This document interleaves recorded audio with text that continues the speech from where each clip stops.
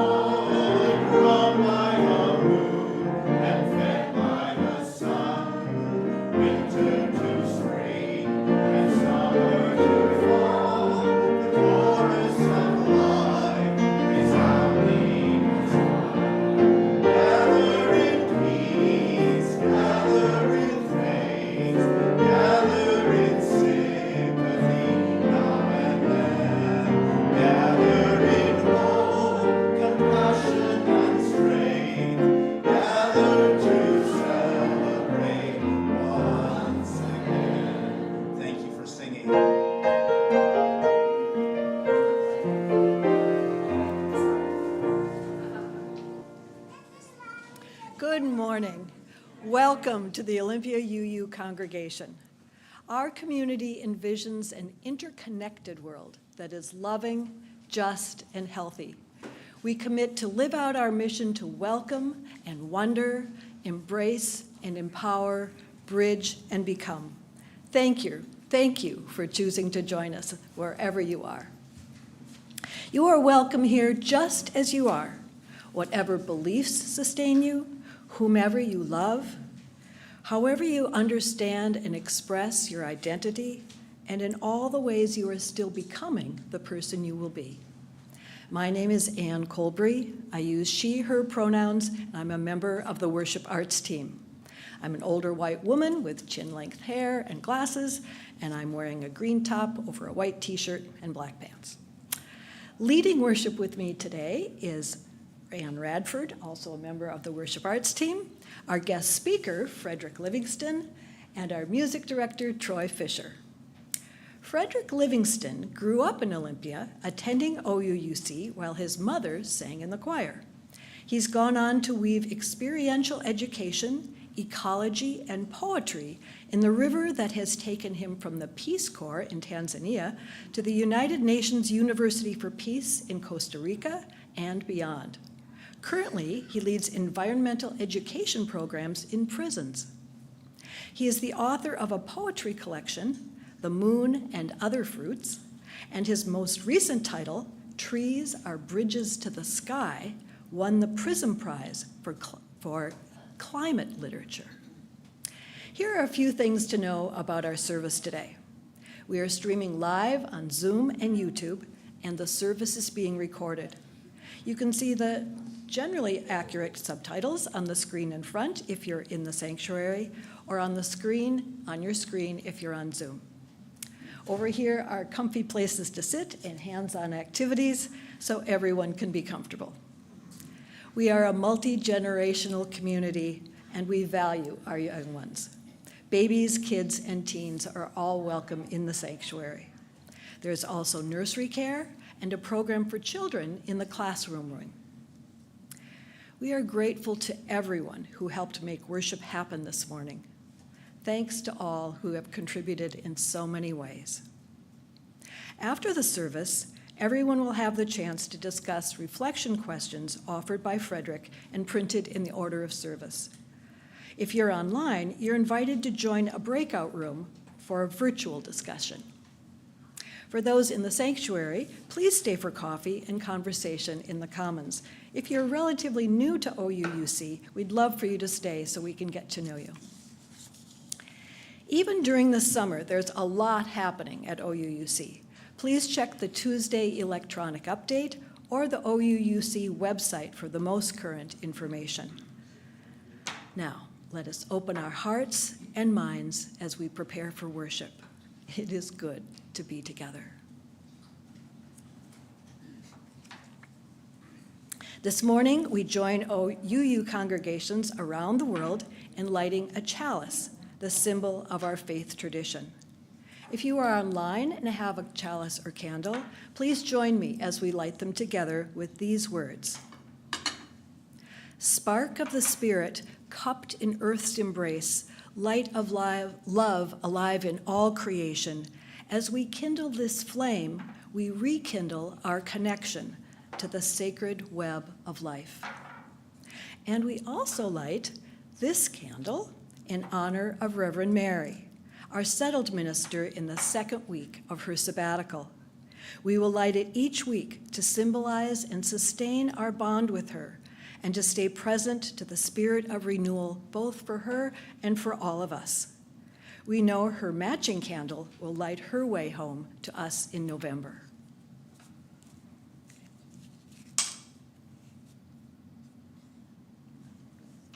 Maybe you need a second match to take from this one.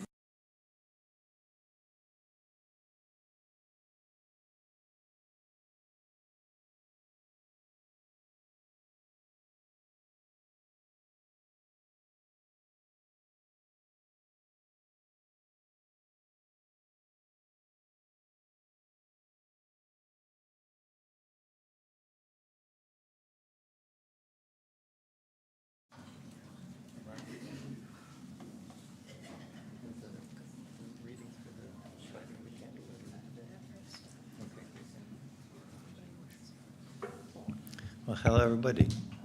Yeah, I'm very honored to be back here again, offering some words with you. My name is Frederick. I use he, him pronouns. I'm white male, about 5'11", wearing a nice blue and black batik shirt and some white pants. I'll be reading intermittently from my book, Trees Are Bridges to the Sky. And for the opening words, I just wanted to read abstract, which is the first page in the book. And if you're familiar with like a scientific paper, abstract is kind of the synopsis that is the first thing that happens before the introduction or any other sections. It's called abstract. I wrote these words not by calculating probabilities, but because I cannot survive without evolution. Or maybe a better word is blooming. Or maybe a better world is blooming. From our seeds, I mean bundled slumber, hope condensed into a precise jewel. Because if our dreams are not fertile, why do we wake? Let's sing together again. Out of the Gray Hymn Book, hymn number 76, For Flowers That Bloom About Our Feet. I invite you to rise and let's sing together.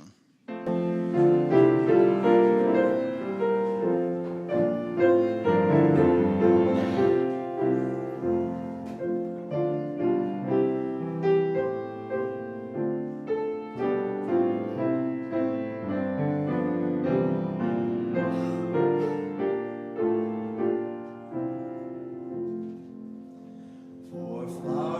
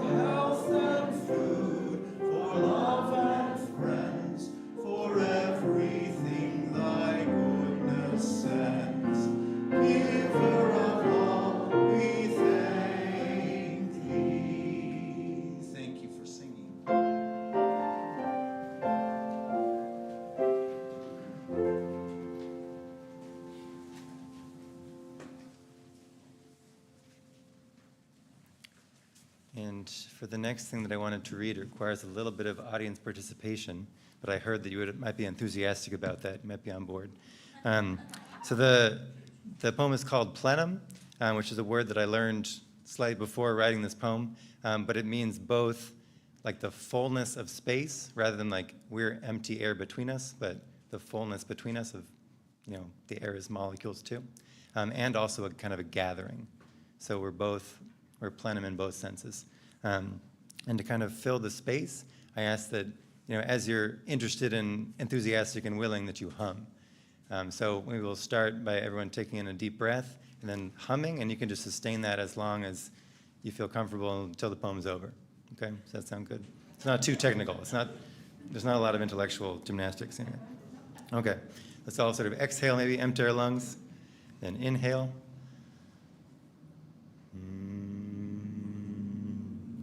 My first breath of air was a cry of terror. I was so bewildered by every miracle entering my senses, and have since been pretending otherwise. But why? I learned to ignore the refrigerator's hum, gathered continuums into discrete red, yellow, blues. I counted all the ways we were different and was swallowed by infinity. I counted all the ways we were different and came up empty. At first sight, our love was so simple, cosmos, particular human, flower. I measured your petals with metal instruments when I could have been making music with bees. We supplied answers exactly as wet and granular as sandcastles, and twice as fragile. We asked questions exactly as wet and necessary as sandwiches, and twice as toothsome. We kicked and screamed against our few earthly certainties like inevitable death and our irrefutable beauty. I believe you feel the earth is hurting, but they need your grief as much as your songs, your prayers as much as your silence. Before you despair, feel the air separating us. Believe we are broken. Feel the air weaving our breaths together. Believe we are whole.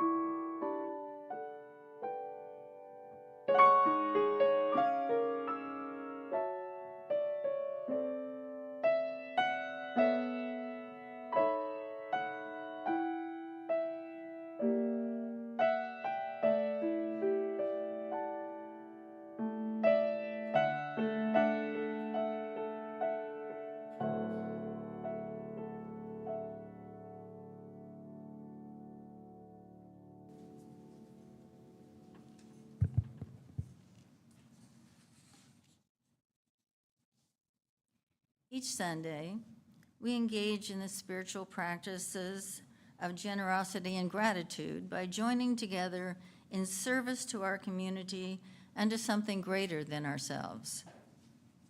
We each have the power to share, and when we combine our gifts to create an offering, together we are able to do more than any of us can do alone. We also express our gratitude for the gifts that life has given us, for the network of relationships in which we live, and for the presence of this community. If you're new or visiting us for the first or second time, you're a guest, and we do not expect you to contribute. However, if you are moved to be part of our offering, what you share will be most gratefully received. The offering here does two things. It helps support the ongoing work of this congregation, which is also supported by your regular pledges. This offering also supports an organization that serves our community in harmony with our Unitarian-Universalist values. Our Share the Plate organization for May and June is the Crisis Clinic of Thurston and Mason counties. This is what they share about their work. Hey there, my name is Zach Duncan, and I'm the executive director of a nonprofit agency in the community called the Crisis Clinic of Thurston and Mason counties. On behalf of the Crisis Clinic, our staff, and our 35 plus volunteers who ensure the continuity of our 24-hour services, I want to sincerely welcome you today to the Olympia Universalist Unitarian congregation. Thank you so very much for being here gathered today and for your support of invaluable community resources like those provided by the Crisis Clinic. We simply could not be here providing the support to over 12,000 callers each year if it wasn't for the amazing support people like yourselves giving back to make a positive impact on the lives of others. I also want to thank the Olympia Unitarian-Universalist congregation and the Share the Plate Committee for selecting the Crisis Clinic as one of their beneficiaries over the next 2 months. We cannot thank you enough for the ongoing support. Since 1972, the Crisis Clinic has been providing 24-hour crisis intervention services via phone, free of charge, to anyone in need of supports or resources for over 50 years now across our shared community of the greater Puget Sound area. We also operate a youth helpline to ensure that young people across our area have access to 24-hour crisis support services. In 2023 alone, Crisis Clinic's volunteers and staff answered and provided support on almost 12,000 calls from people in crisis, or almost 1,000 callers per month. And we remain one of, if not the, last remaining crisis line in Washington state that provides services anonymously and confidentially to our callers. On crisis, anything that somebody is struggling with or experiencing hardship over in the present. We believe that everyone is deserving of support during these especially challenging moments and strive to ensure that support is available to anyone in need. We also work with educators in our local school districts, provide needed education around issues such as suicide awareness and prevention and youth mental health for middle schoolers and high schoolers throughout Thurston and Mason counties. The reality is that the Crisis Clinic absolutely depends on the buy-in and partnership of our community to continue providing these services with the compassion, empathy, and dedication required for many years to come. While we do heavily rely on the generous donations of individuals and organizations like the Olympia UU, we are always seeking new volunteers to join our amazing team in providing our crisis services to anyone in need of support. We are also seeking new members for the Crisis Clinic Board of Directors if you are interested in bringing your unique skills to the table as a member of our leadership. We would absolutely be thrilled if there were any members of the Olympia UU who are interested in giving back as a member of our volunteer team or applying for a position on the Board of Directors at the Crisis Clinic. Volunteer applications for the upcoming training and for the Board of Directors may be submitted on our website at www.crisis-clinic.org/volunteer. All other financial contributions can be made at crisis-clinic.org/donate. Thank you again so much for being here and to the Olympia UU congregation for your support of the Crisis Clinic. We are so grateful. Offering now be generously given as it is gratefully received.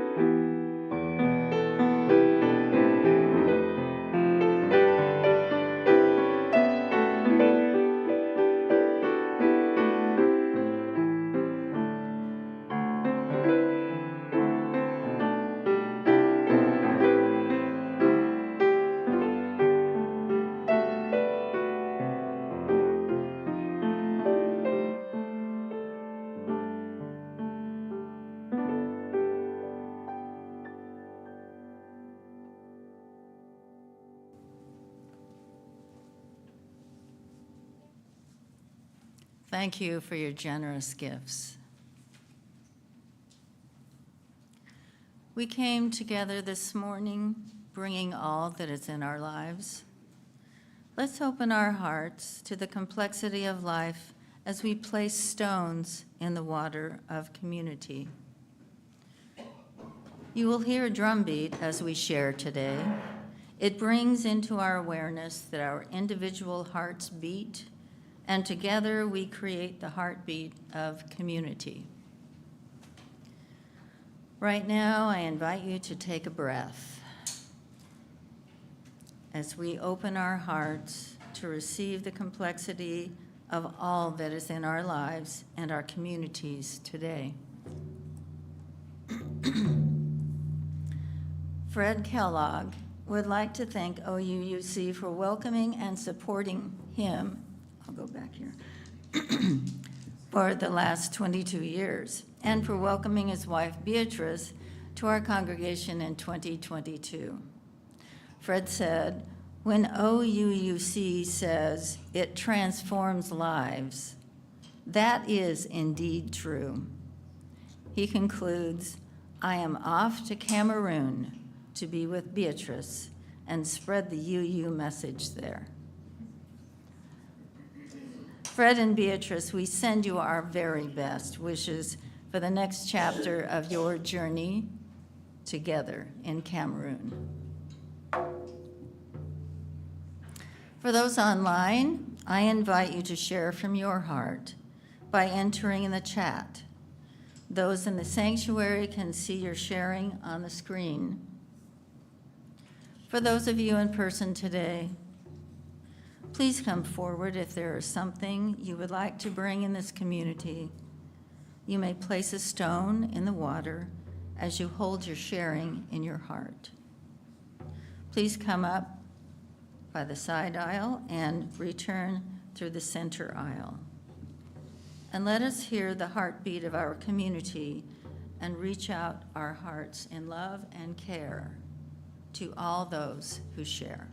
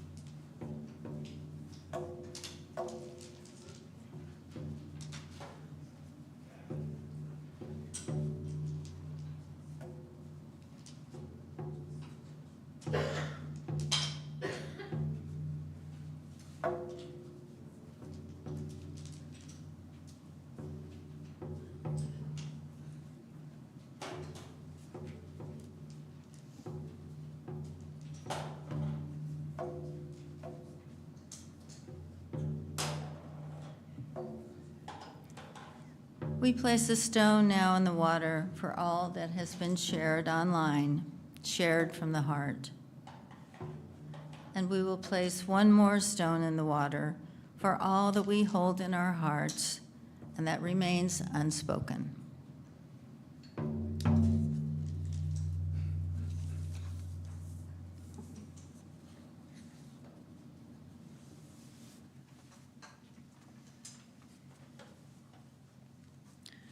And I invite everyone into a posture that feels comfortable for prayer or meditation, with your eyes closed if you so choose.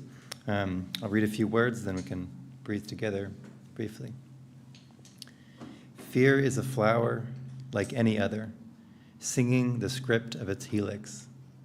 Dandelion seeds dream dandelions, never calendula, grief anger, joy. Let truth bloom, but sow only your deepest hunger. Love is a flower too. And then join me in a moment of silence. Let's have some silence.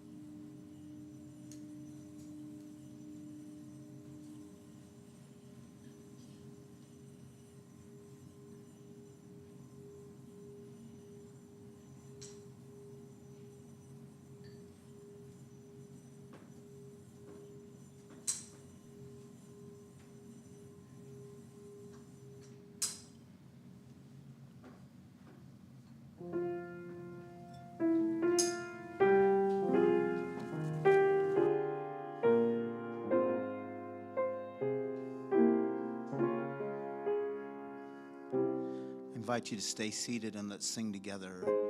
Find a Stillness, hymn number 352.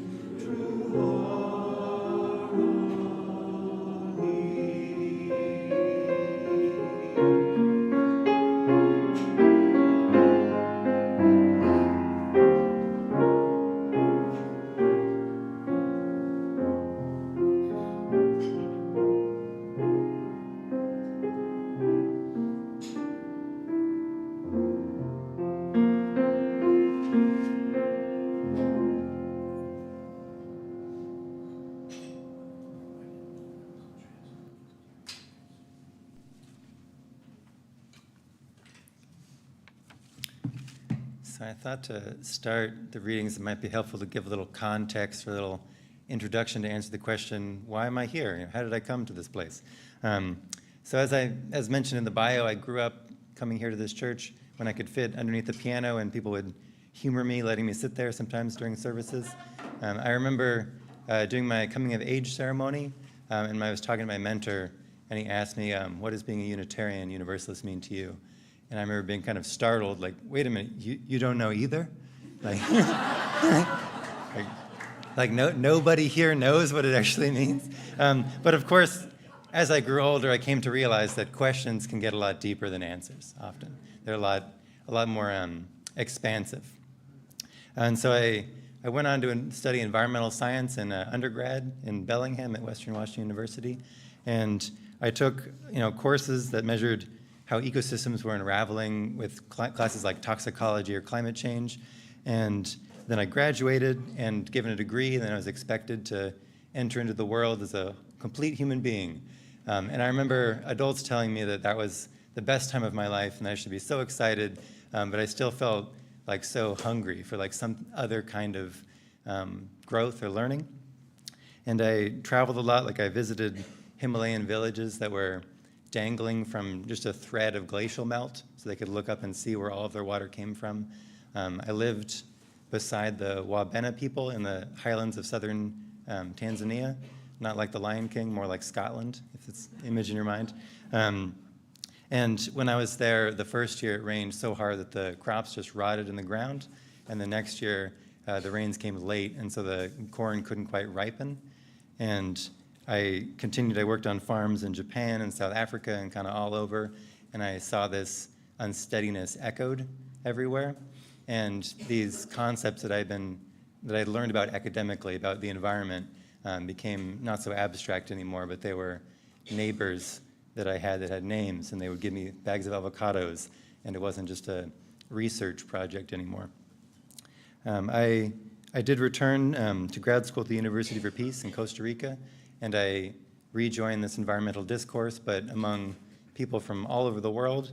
And with this broader perspective, I was able to kind of pick apart or notice how the ideas that I'd taken for granted, like overpopulation or apocalypse, that are very present in our culture, they were not universal.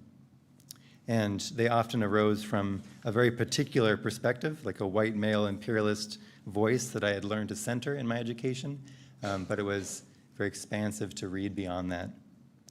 And alongside my research, I started a fruit tree nursery on campus where I was growing tropical fruits from, mostly from Costa Rica, but from other places too. And I initially had the goal of planting enough trees to offset my lifetime of airline travel to like balance out my carbon budget.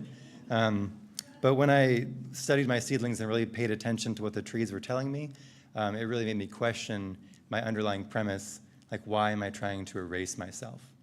Right? Like why is that my ultimate goal?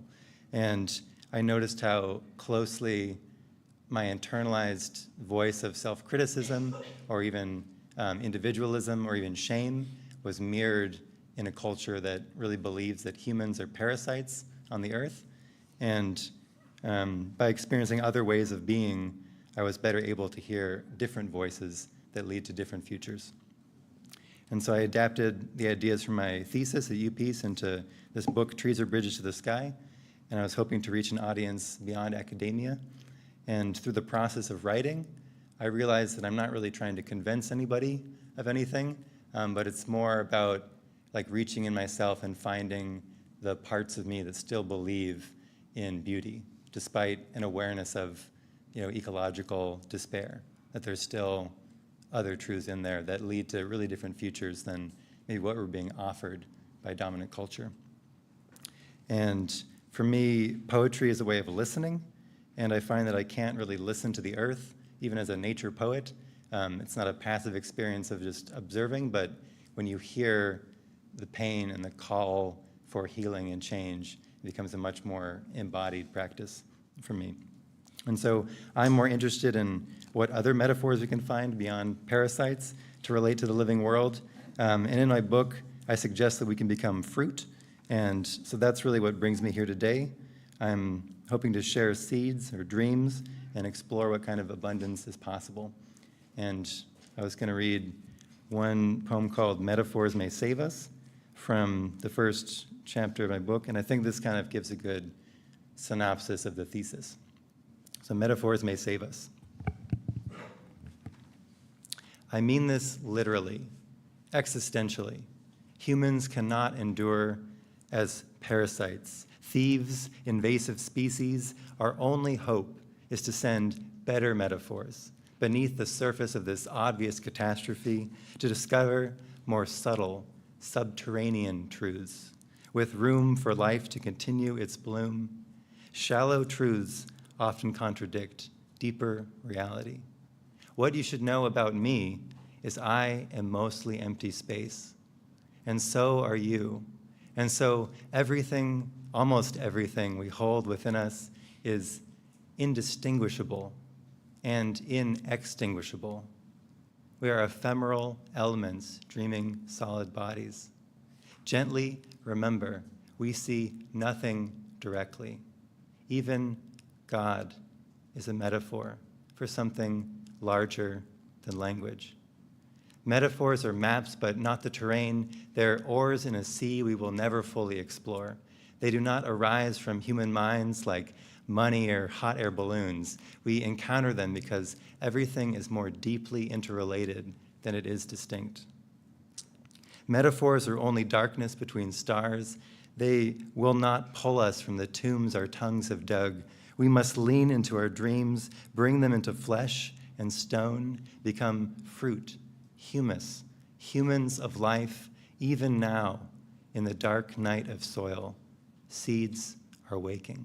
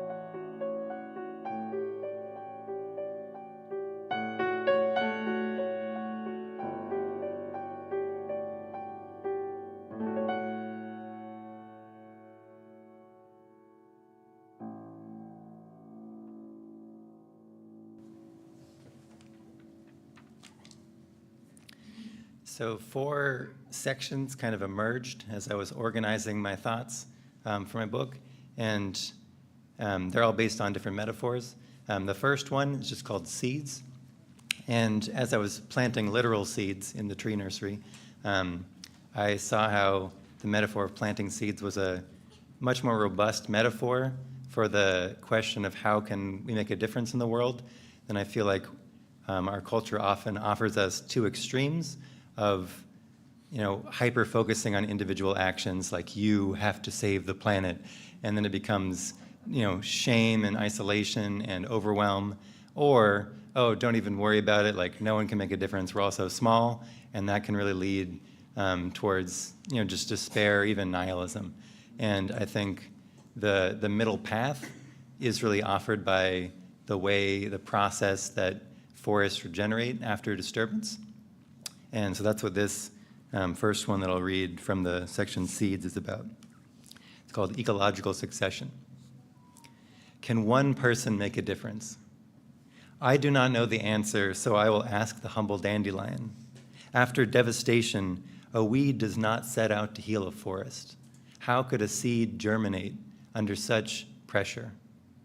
The dandelion only knows how to anchor its roots and hold soil, to spread its rosette over bare ground, sheltering from sun and wind, to drink in whatever moisture it finds, breathing it back into the cloudless sky, and die back in its time, reinvesting the carbon it collected into the soil. Eventually, the harsh earth becomes tolerable to larger shrubs or perhaps a tiny vole. Each brings its unique gifts, though they may not live to see their seeds grow. Soon a moonscape becomes an earthscape. Towering conifers wash the forest in shade. The air is mild, wet, and fragrant with life. Mosses, ferns, insects, fallen logs, a wealth of possibility. Now, do you think the tallest sequoia looks down at the forest canopy and proclaims, "Look at what I have made"? And the second chapter is called Parasites, and this, what I was touching on earlier, this book in no way tries to minimize that humans have caused harm, to other humans, to the planet. But when we fuse that harm with what it means to be human, we really cut off a lot of other things that are also true, of other cultures and other species that have made very clear positive contributions to life. And so I'm more interested in what brings us towards those realities rather than just, binding ourselves in one box of what we think we are. And this question of whether humans are parasites or fruit, or if they're positive or negative influences, it's not just armchair philosophy, because it is the logic that underwrites, conservation schemes that will go into West African forest-dependent communities and remove them from the landscape to conserve it. Because if we can't imagine humans as having a positive relationship with the earth, then it is logical to simply remove people from the equation to save the planet. So it has real impacts on people's lives. And the discussion question I think is in your order of service that comes from that is if you resonate with the parasite metaphor for a relationship to the earth, and then where did the idea find you, and how do you think it influences your behavior? And the third chapter in this book is called Fruit, and it's somewhat of a subtle shift for me between fruit and parasites. I imagine them both, as hanging from a tree and sucking its life fluids, but fruit is of the tree, and a parasite is external to the tree. And I think our ability to see ourselves as parasites is really from this divorce between humans and nature and believing that they're separate things. And if we see them as the same, it no longer really makes sense to talk about them as like enemies, like one of us wins and the other loses if we're all part of the same energy. And I think that's easier to see outside of ourselves. It can be hard to give self-compassion, self-love, to our own bodies, to our own species. But when we see creatures that are, so unique or so on the precipice of survival, it can kind of crystallize that idea. And so that's where this next idea comes from. It's called endemic, or an open letter from the Devil's Hole pupfish regarding funding for an ongoing effort to save the species from extinction. We are 35 fish in a single pool. You call Devil's Hole, National Park, Nevada, this is the only home we have ever known. Human efforts brought us back from the brink of extinction, but some of you still wonder, why bother with such a little fish? We were not given the cleverness to invent the atomic weapons you tested in our deserts, or the wells drinking the aquifer beneath our pool. And yet we found this crevasse without assistance of legs or wings. Measuring 72 feet long by 11 feet wide and deeper than any human nose, the smallest range of any spined creature.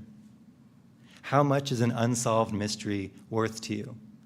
How much is one answer worth to the question, why are we here? How much would you pay for proof that life is possible in Earth's most marginal spaces? Can't you see Earth is also one blue pool? Do you truly believe you have found a place on life's tapestry where the fraying edges will never reach you? We are not your children. You must remember, we did not ask for your guardianship. We fell into your hands because you took our lifeblood for yours. Is our upkeep a greater burden than adding another ghost to your menagerie? After how many erasures is restitution due? This is our only request. Do not collect us as curios of a dying planet. Give back your stolen treasures. And the last chapter in here, humus, not to be confused with hummus, is sort of questioning or unpacking this idea. There's a lot of fixation on apocalypse and the end of the world in Hollywood movies, in the newspaper. It's not that hard to come across. And I really saw this differently after living in communities that truly were on the edge of survival. Like the people in the Himalayas that I mentioned, when the glacier's gone, that's it. There's no other glacier they can turn on the faucet and get, right? They see it right there. And the people that I lived with in Tanzania, they were not naive to the challenges that they faced. And I came to realize that our culture is so fixated on this idea of apocalypse, not because we're right on the edge, but because we've seen all the people we have pushed to the edge and see that maybe actually we will reach the edge eventually. And there's an anxiety in that. I believe that that there's much deeper questions underneath that can lead to really different possibilities. And that's what the third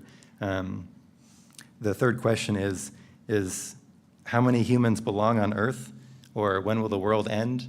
These are questions that industrial culture is asking, but I'm curious what more beautiful questions live underneath those. Because that really leads us to different possibilities. When we hyper-focus on how everything is dying or going wrong, we can really only imagine so much. And so that's sort of where the last page in this book is called The Beginning. And that's sort of what it touches on. Humans have predicted imminent endings for thousands of years because ends have always existed within human potential. When we accept this will always be true, we are invited to lift our gaze from the smallness of short-term survival. With our heads down, we are unable to see more beautiful futures far ahead of us. So much has been lost, but look around and see everyone else is here, and we have something to give one another. Each of us has unlimited kindness, attention, curiosity, generosity, as well as hatred, greed, violence. Everything you believe in exists in this single shared moment. We cannot stop the sunrise any more than we can stop the sunset. We can instead turn to the precious soil of this moment, the difficult soil, the only soil. We are fruit. We contain the seeds of all possible futures. Then we realize the beginning of the world is also happening now. Planting seeds will never be an end, but it will always be a place to begin. Yeah, thank you for listening.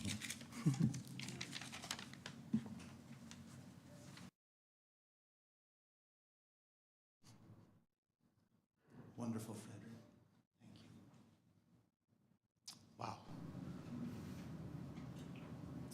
Let's join in singing together out of the Teal hymn book, hymn number 1052, Jim Scott's The Oneness of Everything.